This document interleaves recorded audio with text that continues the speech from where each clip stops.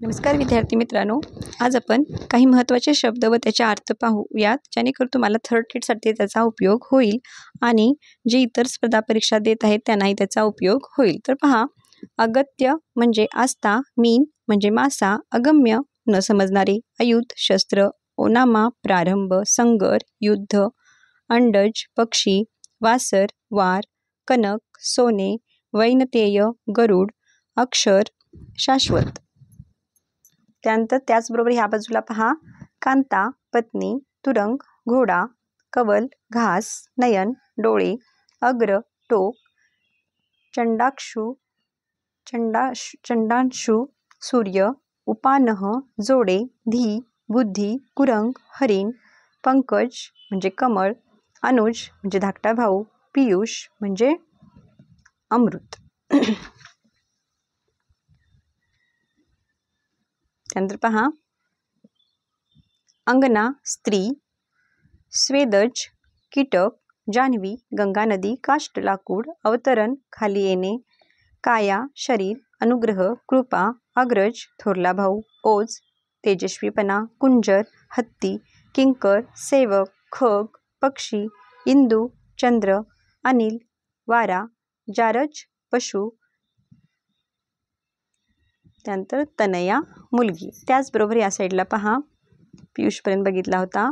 कुर्म म्हणजे कासव, तनय म्हणजे मुलगा, दांभिक म्हणजे ढोंगी, अंबुज म्हणजे कमळ, दाम्पत्य म्हणजे पती पत्नी, चक्षु म्हणजे डोळा, दुर्धर म्हणजे कठीण, दिनकर म्हणजे सूर्य, पर म्हणजे पीस, भास्कर म्हणजे सूर्य, प्रबंध म्हणजे व्यवस्था किंवा सोय, गवाक्ष म्हणजे खिडकी, मेरू म्हणजे एका पौराणिक पर्वताचे ते नाव आहे मेरू पर्वत, नीरज नीरज म्हणजे काय, कमळ. सुधा म्हणजे अमृत, वाली कड घेणारा, व्याळ सर्प, वैध कायदेशीर, अनृत असत्य, व्यय खर्च, वृषभ म्हणजे बैल, हाट म्हणजे बाजार, सारिका म्हणजे मैना, आदी म्हणजे सुरुवात, क्षुधा म्हणजे भूक. त्यानंतर ह्या साईडला पहा, कुठार कुठार म्हणजे कुऱ्हाड, प्रतिगामी म्हणजे मागे जाणारे किंवा सनातनी, गुड म्हणजे आकलन न होणारे, राजी म्हणजे खुशी, चौपदरी म्हणजे चार पदर असलेली झोळी, उपजत म्हणजे जन्मताच, उपांत्य म्हणजे शेवटून दुसरा, ददात म्हणजे कमतरता, कारागृह म्हणजे तुरुंग, दंभ म्हणजे ढोंग, कंदुक म्हणजे चेंडू, दुर्दशा म्हणजे दुस्थिती, ग्रस्त म्हणजे व्यापलेला किंवा त्रासलेला, धवल म्हणजे पांढरे, तृष्णा म्हणजे तहान, परार्ध म्हणजे इतरांसाठी, मज्जाव म्हणजे बंदी, विवर म्हणजे जमिनीतील मोठे छिद्र, लालसा म्हणजे अभिलाषा, अवैध म्हणजे बेकायदेशीर, लोकोत्तर म्हणजे थोर किंवा असामान्य, अव्यय म्हणजे जोडणारे. त्याचबरोबर इकडे राहिलेले पहा, सुरुवातीला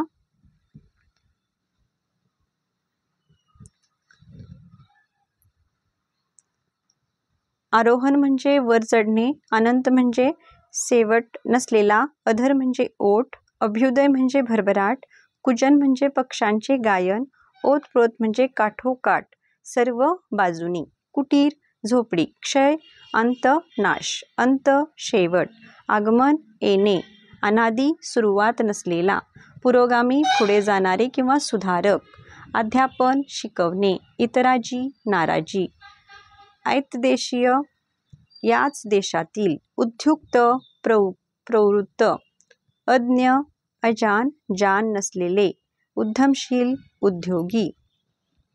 त्यानंतर अक्षय नाश न पावणारे, उबग कंटाळा, वीट आगामी येणारे. आता आपण याच्यावरील काय पाहूया, व्यवसाय पाहूया. स्वाध्याय, वापिका. बघा, वापिकाचा अर्थ काय आहे सांगा, तुम्हाला येते का, टिक करा. वापिका म्हणजे विहीर, पर्याय क्रमांक क. नंतर प्राची. प्राची म्हणजे काय सांगा, पूर्व दिशा. निढळ निढळचं तुम्हाला येत असेल, निढळ म्हणजे कपाळ. तृण तृण म्हणजे गवत. गवाक्ष गवाक्ष म्हणजे झरोका. वसुंधरा वसुंधरा म्हणजे पृथ्वी. व्याळ, व्याळ म्हणजे काय? सर्प. शुक, शुक म्हणजे काय? पोपट. शक्र, शक्र म्हणजे इंद्र. रमा, रमा म्हणजे लक्ष्मी. मीन, मीन म्हणजे मासा. पाहायचं, मीन म्हणजे मासा, रमा म्हणजे लक्ष्मी. त्यानंतर काय पहा, रावा, रावा म्हणजे काय? पोपट. पर्याय क्रमांक किती? 4. त्यानंतर क्षीर, क्षीर म्हणजे काय? क्षीर म्हणजे दूध. पर्याय क्रमांक ब. वायस, वायस म्हणजे काय? सांगा. कावळा, वायस, एकाक्ष. नंतर 15 दल दिलेत बघा. दल, दल म्हणजे, दल म्हणजे काय? पान.